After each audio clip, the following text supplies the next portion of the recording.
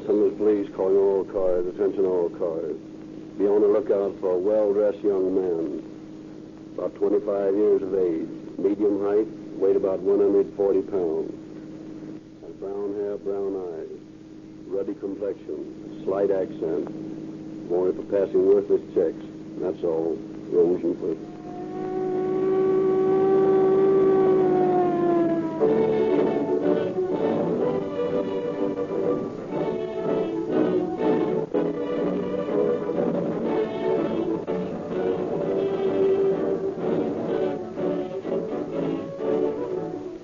Good evening, ladies and gentlemen. The exciting and hazardous duties of your police and fire departments demand that the automotive equipment they use deliver sparkling, dependable performance. When life or death may be a matter of seconds, their gasoline must be good. Instant starting, unlimited power, quick getaway night and day. That's why so many police cars, fire engines, ambulances, and other emergency equipment are powered by Rio Grande cracked gasoline. Remember, this gasoline is exactly the same as that which you can buy at any Rio Grande service station. Also, cracked gasoline has 10 points average higher anti-knock rating than gasolines which are not cracked. If you are now a user of Rio Grande cracked with tetraethyl, then you know what police performance in the gasoline really means. If you are not, then try a tankful tomorrow and enjoy the performance required by police and fire departments. Rio Grande cracked is sold at all Rio Grande stations.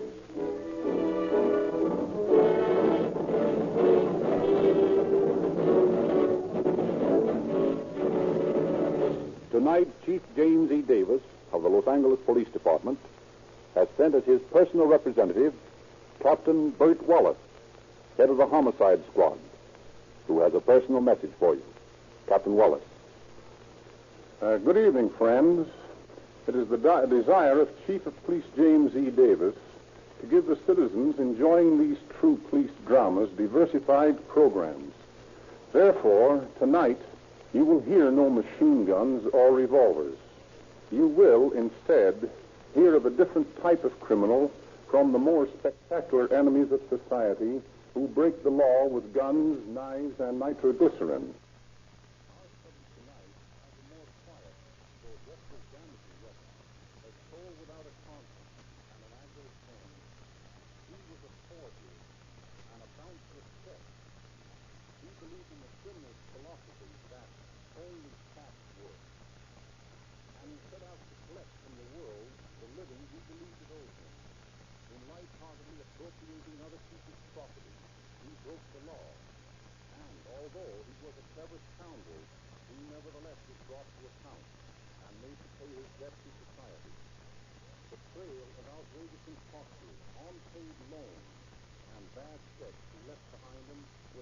All over Europe and across the United States, repeatedly eluding customs and immigration officials in New York, Scotland Yard men in England, and officers of Paris police.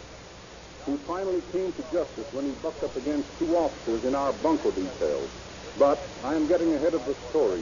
It is best for Frederick Lindsley to tell you the details.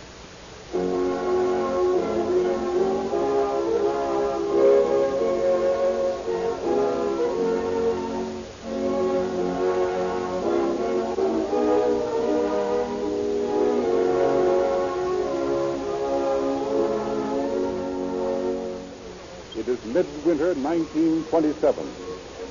Across the chill Princeton campus, the lights in the windows throw swaths of gold on the sparkling white carpet of newly fallen snow. Music is in the air, and the clear laughter of young women tinkles across the quadrangle. It is prom time. From Vassar, from Smith, from Wellesley, and from Park Avenue have come the most beautiful girls in the East. And from Harvard and Yale and Williams have come the coon-coated boys who are fortunate enough to have friends among the Princeton juniors. Among the visitors from other colleges is George Gaber, a Harvard law student, who with his Princeton host, Charlie Wallace, is standing in a secluded part of the ballroom watching the canine tactics of the stag line. The two young men seem to be hugely enjoying their own private little joke. It's a perfect disguise, George. There isn't a person I've introduced you to that doesn't believe you're really a German baron. Never having seen a German baron, how would they know? Of course, that rimless monocle helps. No doubt. You'd go a long way through Germany before you'd find a real baron that wore one. Yes, I suppose so. But for Princeton purposes, your monocle, your accent, and your big title of Baron Alfred von Krupp passes perfectly. You know, as a matter of fact, Charlie, there aren't any von Krupp. Really? Sure. The Krupps, as you know, were famous munitions makers for years and years. Finally, the head of the family died, and there were no male descendants. So Wilhelm II arranged a marriage for a favorite of his to the woman who was the head of the House of Krupp. And instead of her taking his name, he took hers. Well, I'll be darned. I never knew that. Neither does anyone else, I guess. You Americans are woefully ignorant of the Almanac de Gotha. The Almanac de Gotha? Well, what's that? Oh, that's well, you might say the who's who of European nobility. Yeah? Well, if there is such a thing, we better not go too far with that little joke. Somebody may check up on you. Who? You never even heard of the Almanac. And if you didn't, you suppose anyone else here has? Well, maybe not. Charlie, I wager I can pass as the Baron Alfred von Krupp any place in this country and get away with it. Oh, no, you couldn't. Sure I could. I can pull this gag in New York, in Newport, in Miami, any place, and get away with it. I'll bet you couldn't. I know I can. Somebody would be sure to check upon you. Charlie, as I said before, if you'll pardon me, you Americans are dumb. Yeah, but just the same... If I can successfully pass as the Baron von Krupp for 6 months, I tell you what I'll do. I'll be your valet for the next 6 months. Oh, that's too easy, George.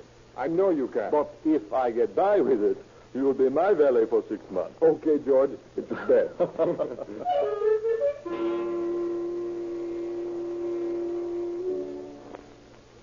The success of George Gaber's impersonation is attested by the amount of newspaper space the gullible press gives him during 1927. He is feted by society wherever it congregates. He makes friends with people in high places. Henry Ford is so taken with the engaging young fellow that he makes him a present of an automobile. George Gaber, alias the Baron von Krupp, is living off the fat of the land and anticipating the services of Charlie as his valet for 6 months, when at a house party on an estate in Delaware, his hostess introduces him to a countryman. Baron, I'd like to present the Count von Schwarzendorf. Count, this is the Baron von Krupp. Es freut mich sehr, Sie kennenzulernen. Ja, excellent. Es ist vielleicht besser, wir sprechen Englisch. Ich glaube nicht, dass unser Gastgeber Deutsch versteht. Ja, it's better. I beg your pardon, madame. It is so charming to meet a fellow countryman who naturally falls into the mother's tongue. Oh, of course. And I'm sure you two will have much in common. You see, Baron, the Count is in America inspecting our Delaware munitions plants for his government. And Count, of course, you know the Baron's family, the von Krupps who made all those guns in the war. The Von Krupp? Oh, yes, of course, you know. They made the large Emmas or some gun like that. You know, the one that bombed Paris. Oh, yes. You come from the Von Krupps of Essen, then, Baron? Yes, exactly. Very interesting, Baron. It has been a pleasure to meet you. Madame, you said something about the garden. Oh, yes. Come this way, Count. I want you to see my dahlias. Auf Wiedersehen, Baron. Madame, what do you know about this fellow, this Why, Baron? he has the best of recommendations.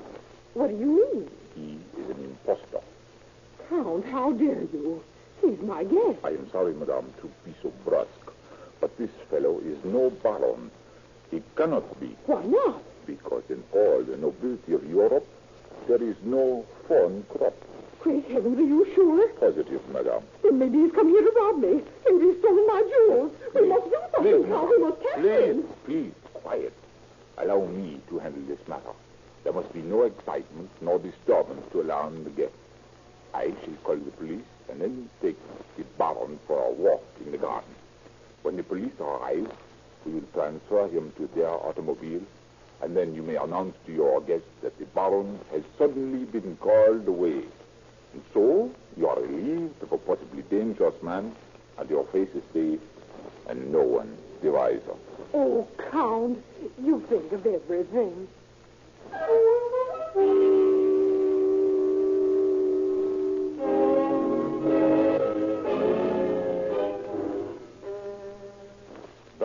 ignominiously, George Gaber's first impersonation ends in the Newcastle County Workhouse, where he is sentenced to serve 9 months.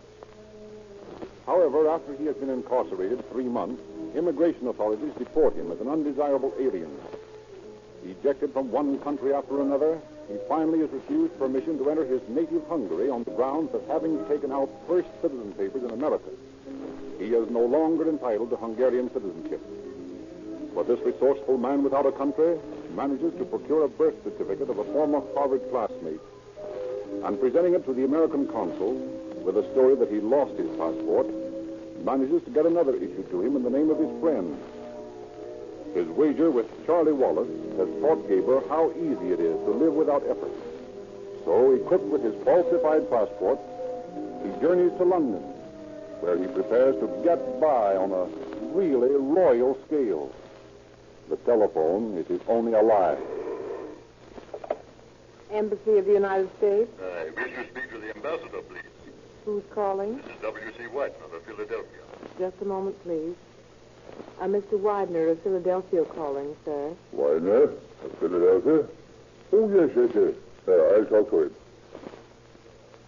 Hello, Mr. Widener. Hello, Mr. Huffman. I've never had the pleasure of making your acquaintance. I presume you know who I am. I certainly have heard of the man who gave that beautiful library to Harvard. Well, that was nothing. I didn't know you were in town, sir. I hope I shall have the pleasure of entertaining you at the embassy. Well, unfortunately, Mr. Huffman, I'm only in London for a few hours. I leave for Paris tonight. But there is something. What is that, sir? Well, my nephew, Taft Hugh of Richmond, Virginia, is arriving in England sometime tonight. If you could... I'll certainly do everything I can to make his stay a pleasant one. I've taken the liberty of telling him to call you when he gets in. Excellent, Mr. Widener. I'll look after him. Thank you very much. And thank you, sir. Have a good trip.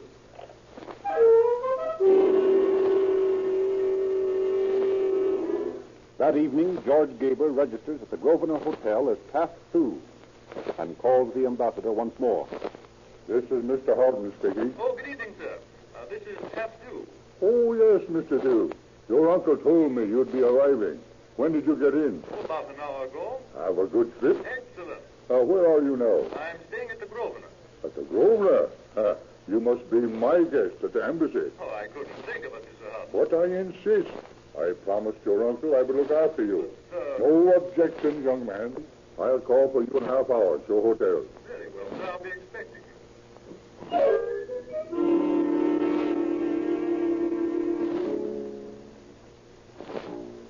And so George Gaber, alias Taft Sue, becomes the guest of the ambassador to the court of St. James.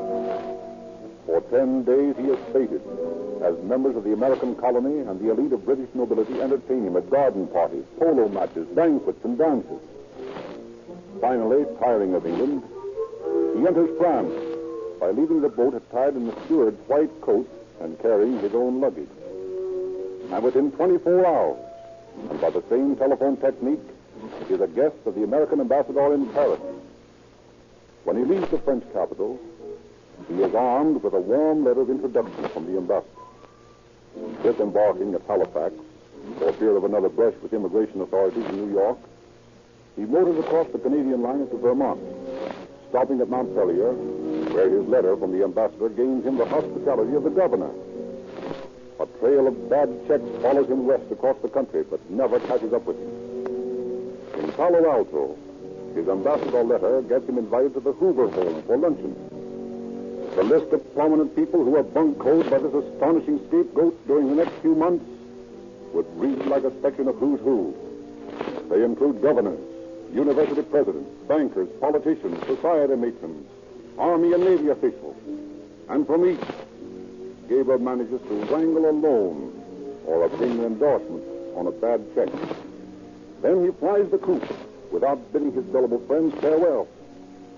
His junket leads him once more to the west coast, this time to San Diego, where, posing as Taft Sue Houghton, son of the ambassador to Great Britain, he is right royally entertained. At this, in the review of the fleet, on the strength of his unimpeachable credentials, and then becoming bored, starts for Los Angeles. The telephone is once more an important piece of his equipment. The manager of an exclusive Los Angeles club received a call one afternoon. Hello. Is this the manager whom I'm speaking? Yes. I'm Secretary for Mr. Tattoo Houghton, 32nd Solicitor General of the United States. Yes? I want to reserve a suite for Mr. Houghton. An hour later, George calls the manager a second time. This is Louis B. Mayer speaking. Yes, Mr. Mayor. Mr. Tattoo Houghton, a very good friend of mine, will arrive in the club shortly. I will consider it a personal favor if you'll take good care of him. We'll be pleased to, sir. Tell him to get in touch with me as soon as he gets in. Yes, Mr. Mayor. Still another call comes to the club in the early evening. This is Mayor Porter speaking. Yes, Your Honor. You're expecting a Mr. Tattoo Houghton? Yes, sir. He's reserved a suite. Ah, good. Please tell him I've arranged a banquet for him at the Jonathan Club. I will, sir. Ask him to call me as soon as he arrives. Yes, Your Honor.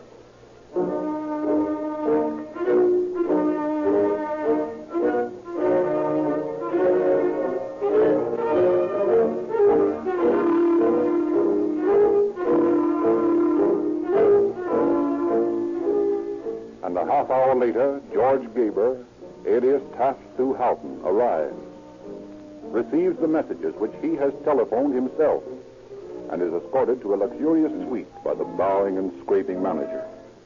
Gaber orders a stenographer, and in the presence of the awestruck manager, dictates a letter.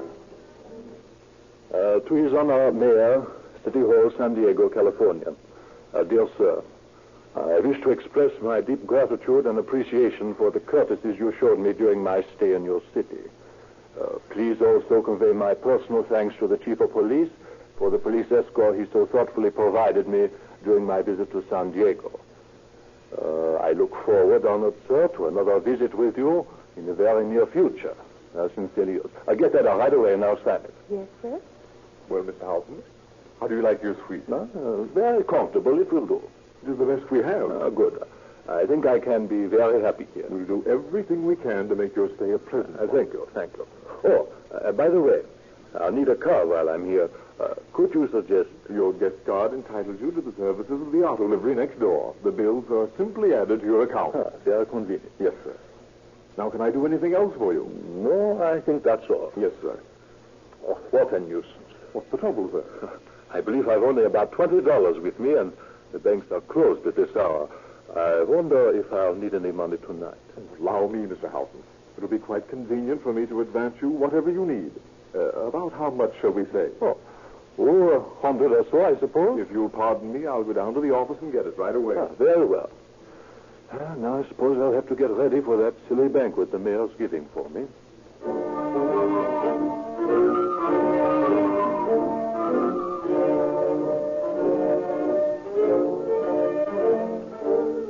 Gaber takes the club for several $1,000s before polite demands for a payment on account forces him to settle with a bad check and move out. Now compelled to promote the hospitality of newfound friends in Los Angeles, he wrangles himself an invitation as a house guest of Mr. and Mrs. Ronald Baldwin. When he leaves their home, he also leaves a rubber check for $50, which Mrs. Baldwin has endorsed for him. Mr. Baldwin, furious, reports the matter to the police, and Officers Mouth and Williams of the bunco detail interview Mr. Baldwin at his home. You know, Mr. Baldwin, you're not the first one that's been caught with this Houghton, or whatever his name is. He's a pretty slippery customer. No doubt. But I'm here to tell you I'll stop at nothing to see that fellow behind prison bars.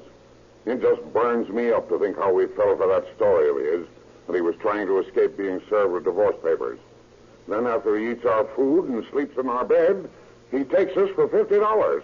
I want him put in jail. And so do a lot of other people. Well, have you any idea who else seen you in town? No, I haven't. But he spent a lot of his time at the phones. Always spoke of his deals with his broker and the president of one bank or the vice president of another, or... Spent a lot of time at the phone, eh? Yeah. Where is the phone? Over there in that alcove. Mind if I take a look at it? No, go ahead. Whose number is Gladstone 1551, Mr. Baldwin? I don't know. Why? It's written down here on the wall. Written on the wall? Well, if it's written on the wall, that pig did it. Mrs. Baldwin or I wouldn't think of writing on the wall. Well, let's play a little game and find out whose number this is. What are you going to do? Get some information from someone, I hope. Listen. Hello? Gladstone, 1551. Yes. Let me speak to Mr. Harlan, please. Mr. Harmon? You must have the wrong number. Is this Gladstone 1551? Yes, but there's no... Well, Mr. Harmon must be there. He gave me that number. There must be some mistake. This is Warren's residence. What is your address, please? Possibly I am mistaken. This is 5755 Tuxedo Drive, but there's no Mr. Harmon here. Oh, I'm sorry. I must have the wrong number. Get anything? Yeah, it was a cinch. The kid that answered the phone told me all I wanted to know. Warren's residence at 5755 Tuxedo Drive. All right, let's get out there right away.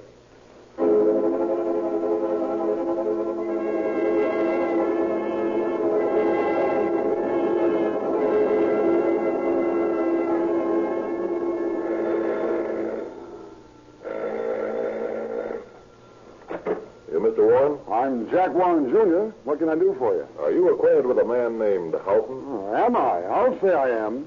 Why? Are you a policeman? That's right, buddy. Well, I was wondering when you'd catch up with him. What do you mean? Well, come on in and sit down. I suppose you want to ask me questions about him. Yeah, we do. All right, come on in.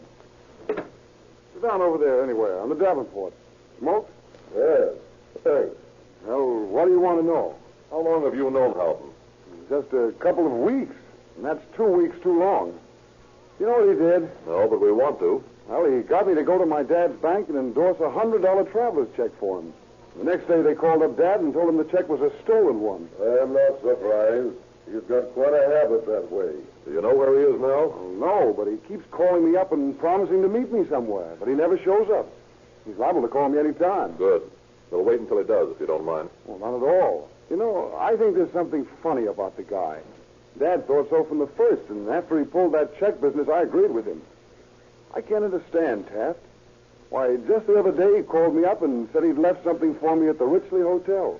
And I dropped by for it. It was a swell-fitted bag from Bullock's. A fitted bag from Bullock's, eh? Add Bullock's to the list of victims. Well, what do you mean? You don't think he stole it, do you? No, not this bird. He wouldn't do anything so crude. He just charged it, but he'll never pay for it. Oh, gee, I don't want the darn thing. If it's stolen property, I'll give it back to you. Oh, wait a minute. Maybe that's him now. If it is, stall him and give us a chance to hear his voice. Okay. Hello? Hello, Jack. This is Taft. Hello, Taft. Where have you been? Oh, I'm so sorry, Jack. I've been very busy. Tied up with the president of the bank all morning. Well, where are you now? I'm at the hotel, but I'm leaving right away. I'm due down at Santa Monica for the polo game this very minute. Going to stop by. Well, look, Taft, why don't you stop by on your way out to the beach? I got something I want to ask you advice about. Well, I'll try to. But don't wait too long for me. I've got to go now. So long. Goodbye, Taft. Hey, give me that phone. Operator, trace that call. This is Police Officer Williams, badge 238, speaking from Gladstone 1551. Just one moment, please. I will try to trace it for you. Now, look here, partner. You stay here with Jack in case this bird comes by, although I doubt if he will. And I'll get over to the place he's calling from just as soon as... Hello? Yes? The call came from the Richley Hotel. Thank you. It's Clear Hotel, eh? I'm going right over there. In the meantime, partner, you call them and tell them to detain... Mr. Houghton until I get there.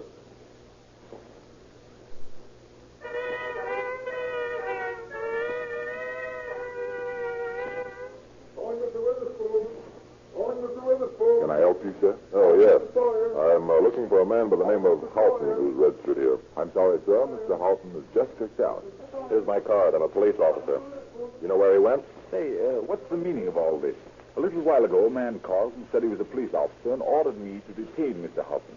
And now you come here demanding to see him. Fortunately, Mr. Houghton had already checked out when the first call came. I'll have you know, my good man, that we do not like to have our guests annoyed in this manner. Mr. Houghton is a very fine gentleman. And furthermore... Wait a minute, brother. How did Houghton pay his bill? By check? Of course. Here's his check right here. On the Crocker National Bank of San Francisco. I thought so. Well, maybe you think Mr. Houghton's a fine gentleman now, but when that check comes back, you may think different. Why, what do you mean? I mean that Mr. Houghton hasn't any account at that bank and that you're out just $64.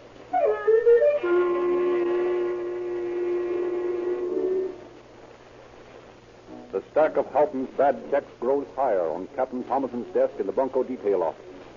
The Hotel Men's Association and the Merchants Protective Association are warned to look out for the man. Maug and Williams develop another angle of the case when they discover that Houghton has been trading on the air-mindedness of young boys, posing as an aeronautical inspector for the Department of Commerce and promising to make them licensed pilots, but in the meantime using their identification to cash worthless checks. It is this strange desire to impress boys of high school age that proves his undoing. For he's attempting to interest a couple of students at aeronautical school on Slauson Boulevard when his erstwhile host, Mr. Baldwin, drops in to pass the time of day with the head of the school, who's an old friend. Well, Ernie, how's the aviation school business? Yeah, fine and dandy, Bob. How's things by you?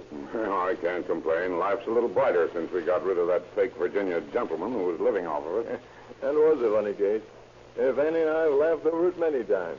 Well, I'll tell you this much. It was almost worth the $50 he swindled us out of to be rid of him. Yeah, I'll bet it was. Never in my life have I seen a man with more brass nerve than that fellow had. Ernie. What? There he is. Oh, where? Houghton. There he is, out there in the shop, talking to those two students. Are you sure? Absolutely. Come on, he's not going to get away from me this time.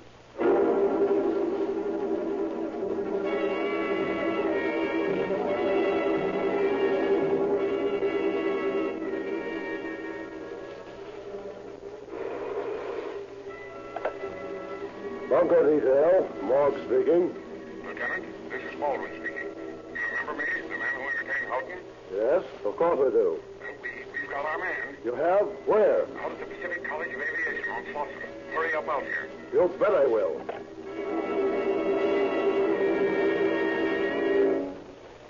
Right this way, Lieutenant. We've got him locked in his office. You sure he's the right guy? Of course, I'm sure. No one ever swindled me out of $50 that I couldn't remember the next time I saw him. Just a minute till I unlock the door. There we are. Well, Mr. Houghton, or whatever your name is, you're under arrest. Huh? Oh. All right. I suppose we dispense with the formalities and get down to brass tacks, or rather in this case, handcuffs. Never mind, Lieutenant. So, the game is up, eh, gentlemen? Well, it's been worth it. I've certainly had one hell of a good time at your expense.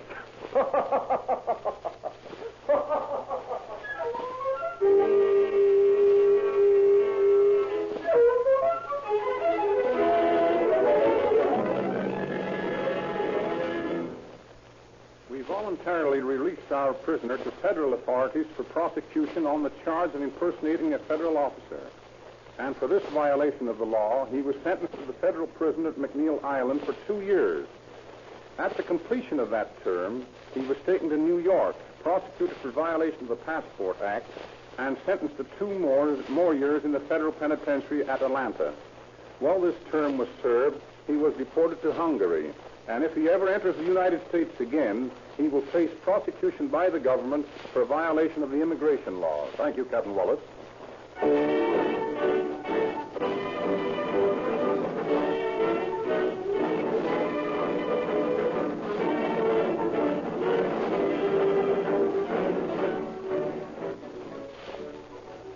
When you buy Rio Grande cracked gasoline, remember, although good gasoline is essential to the proper performance of your car, the life of your motor depends upon the oil that you use. You all know what petroleum jelly is. You know how thick it is when cold, but how thin and watery when hot. Most all oils contain this petroleum jelly because it is a costly process to remove it. It necessitates chilling the oil down to 60 degrees below zero. Sinclair oils are also de-waxed, removing the gummy properties in crude oil that clog the spaces between the pistons and cylinder walls.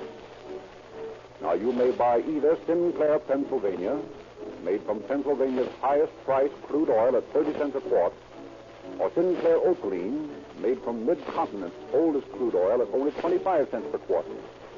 Remember, Sinclair Opaline is made from Mid-Continent crude oil, which is much superior to our Western oil. Sold only in tamper-proof extra major cans at only 25 cents per quart at all Rio Grande stations.